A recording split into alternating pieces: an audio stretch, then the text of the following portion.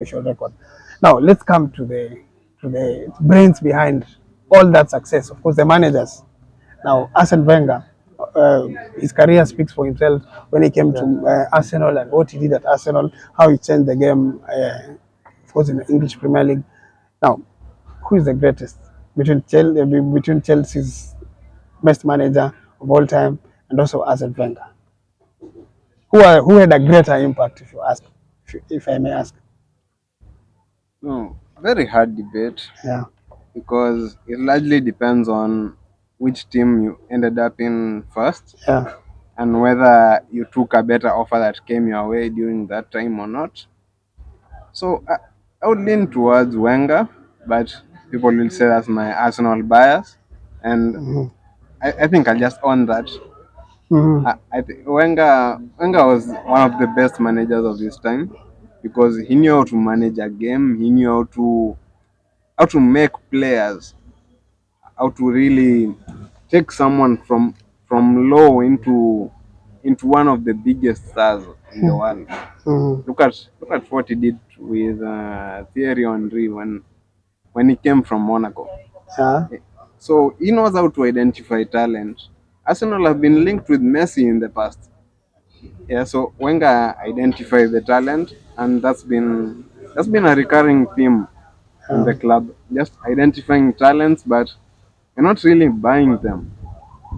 So I don't know. Mourinho, great coach. Yeah. Uh, and his trophies speak for themselves. But he decided he'll take the greener pastures when they came. That's the real difference between Mourinho and Wenger. And Wenger. But when it comes to gameplay, definitely Wenger.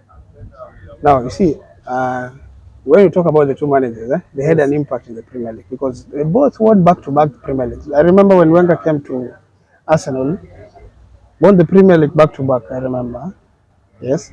Jose Mourinho did the same thing. And both of them have only, I think Jose has won 3 Premier League titles. Wenger has won 3 Premier League titles, if I'm not wrong. Yeah. They kind of have the same Similar. impact. Yeah, exactly. They've won 3 Premier League titles. So what do you think about who is the greatest So if you ask manager? me nitaenda na Jose Mourinho Mhm.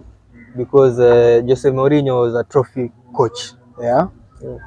So then ukiinclude hii part yenye he has won trophies, Yeah. different teams Different and teams. different leagues. Mhm. So ukiweka hiyo fact I think Jose Mourinho proved. So you were saying you take Arsene Wenger out of Arsenal, doesn't exist anywhere else.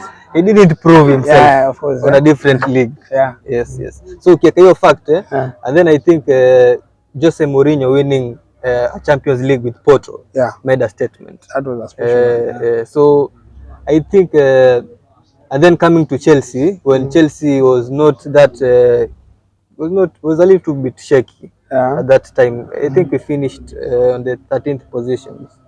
When he came in? Oh no. Before he came in, we were second. We were second. Oh, Yeah. that was the Di Matteo Because time. Ranieri did well with Chelsea. He qualified with That was the Champions Di League. Matteo time. Yeah. So, but ukiweka hizo factors zote in, Yeah. I think he won at Porto. That was He went at Inter. he went or at something. Inter, then at England. So Yeah, went to Real. then to Real, Yeah. won the La Liga. Yeah, he did that. Yeah. So I think Jose Mourinho edges Arsene Wenger. I think Now, Jose let me Mourinho ask you. You know, edges there is a case. He's talked about the style of play, and he prefers Wenger's style of play. Yes. Do you have a problem with how Jose plays his team, as long as he wins the games? I think the main motivation is to win 3 points. You see, and win trophies. So as long as, even if we play not attractive football, but at the end of the day we win trophies and the 3 points we also win. I think that is better than playing attractive football and not winning a lot of trophies. You see, there is an obsession of people thinking that defending is not attractive. I mean, don't you think that that is wrong way? Because if you cannot show us like a team that has won maybe a Premier League with only scoring goals without defending, why is it that people have a problem with teams that defend? Because you have to defend and you have to score. You must find the balance.